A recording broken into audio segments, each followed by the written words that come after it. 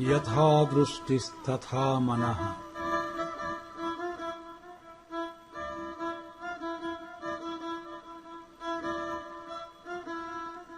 यथा मनस्तथा भावः।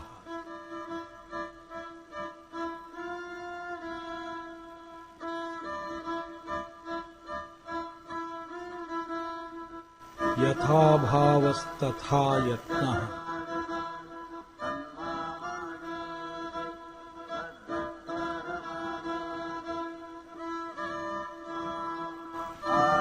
यथा यत्नस्तथा फलम्।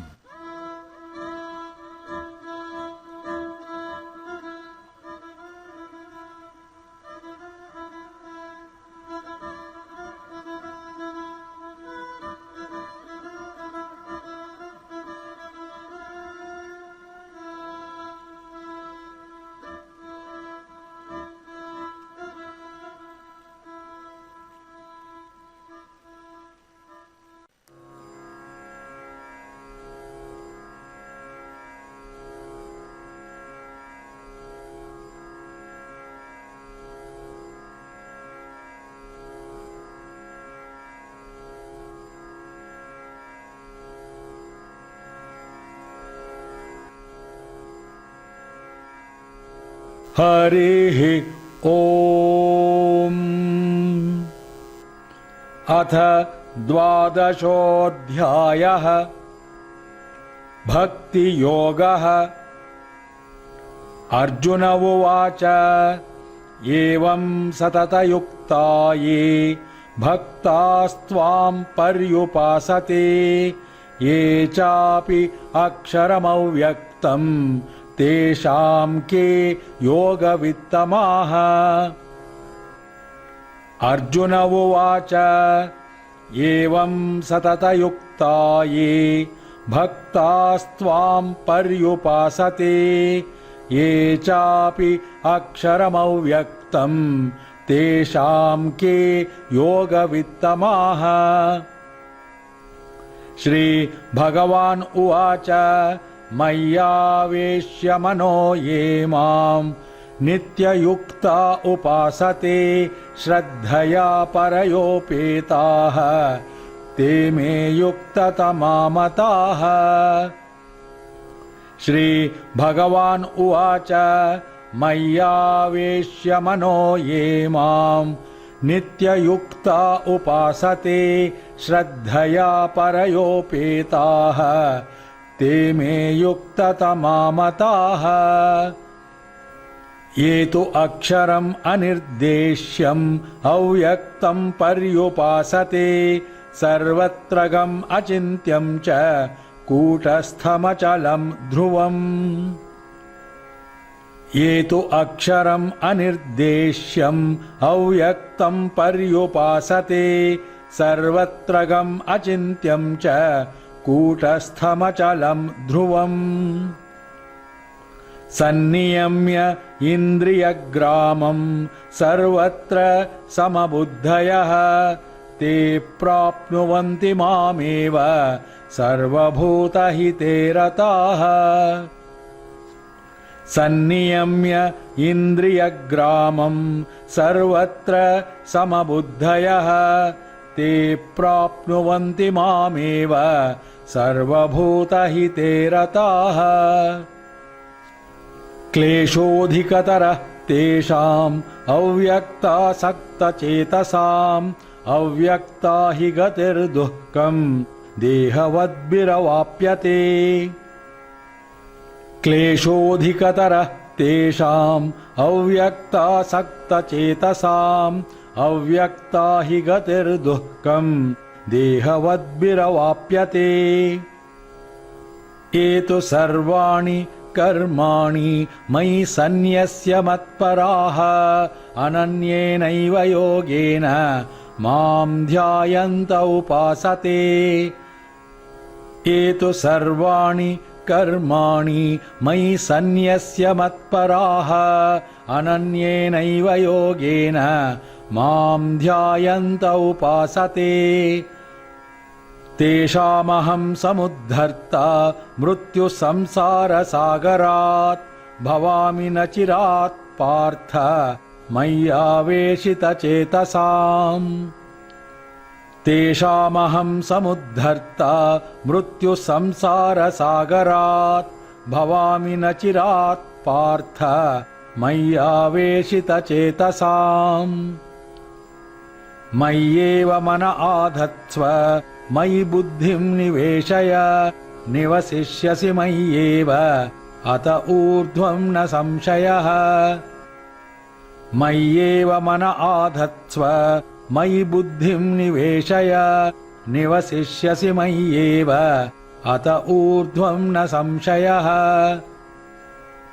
अथ चित्तं समाधातुं न शक्नोषि मयि स्थिरम् अभ्यासयोगेन ततः माम् इच्छाप्तुं धनञ्जय अथ चित्तं समाधातुं न शक्नोषि मयि स्थिरम् अभ्यासयोगेन ततः माम् इच्छाप्तुं धनञ्जय अभ्यासेऽपि असमर्थोऽसि मत्कर्म परमो भव मदर्थमपि कर्माणि कुर्वन् सिद्धिमवाप्स्यसि अभ्यासेऽपि असमर्थोऽसि मत्कर्म परमो भव मदर्थमपि कर्माणि कुर्वन् सिद्धिमवाप्स्यसि अथ एतदपि अशक्तोऽसि कर्तुं मद्योगमाश्रितः सर्वकर्मफलत्यागं ततः कुरु यतात्मवान् अथ एतदपि अशक्तोऽसि कर्तुं मद्योगमाश्रितः सर्वकर्मफलत्यागं ततः कुरु यतात्मवान् श्रेयो हि ज्ञानमभ्यासात् ज्ञानात् ध्यानं विशिष्यते ध्यानात् कर्मफलत्यागः त्यागात् शान्तिरनन्तरम् श्रेयो हि ज्ञानमभ्यासात् ज्ञानात् ध्यानं विशिष्यते ध्यानात् कर्मफलत्यागः त्यागात् शान्तिरनन्तरम् अद्वेष्टा सर्वभूतानां मैत्रः करुण एव च निर्ममो निरहङ्कारः समदुःखसुखक्षमी अद्वेष्टा सर्वभूतानां मैत्रः करुण एव च निर्ममो निरहङ्कारः समदुःखसुखक्षमी सन्तुष्टः सततं योगी यतात्मा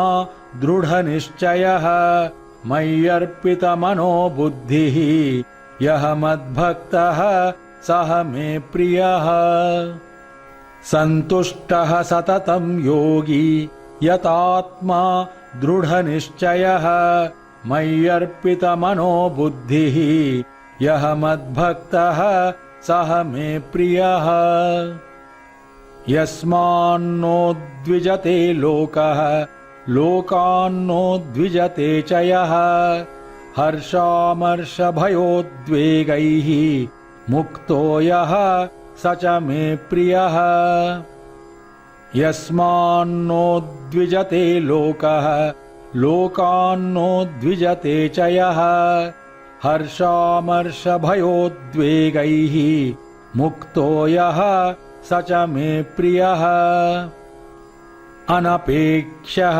शुचिर्दक्षः उदासीनो गतव्यथः सर्वारम्भपरित्यागी यो मद्भक्तः स मे प्रियः अनपेक्ष्यः शुचिर्दक्षः उदासीनो गतव्यथः सर्वारम्भपरित्यागी यो मद्भक्तः स मे प्रियः यो न हृष्यति न द्वेष्टि न शोचति न काङ्क्षति शुभाशुभपरित्यागी भक्तिमान् यः स मे प्रियः यो न हृष्यति न द्वेष्टि न शोचति न काङ्क्षति शुभाशुभपरित्यागी भक्तिमान् यः स मे प्रियः समः शत्रौ च मित्रे च तथा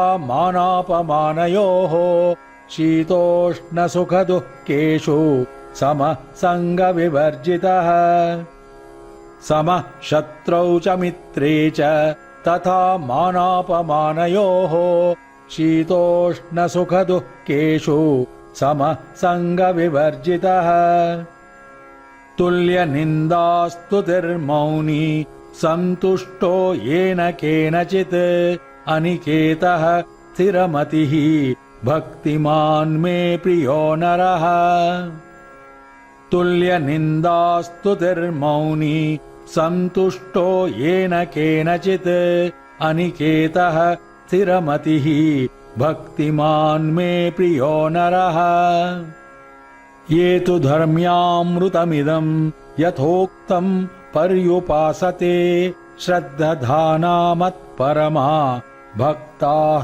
तेतीव मे प्रियाः ये तु धर्म्यामृतमिदं यथोक्तं पर्युपासते श्रद्धाना मत्परमा भक्ताः तेतीव मे प्रियाः ओम तत्सदिति श्रीमद्भगवद्गीतासु उपनिषत्सु ब्रह्मविद्यायां योगशास्त्रे श्रीकृष्णार्जुनसंवादे भक्तियोगो नाम 12ोऽध्यायः। हरिः ओम्।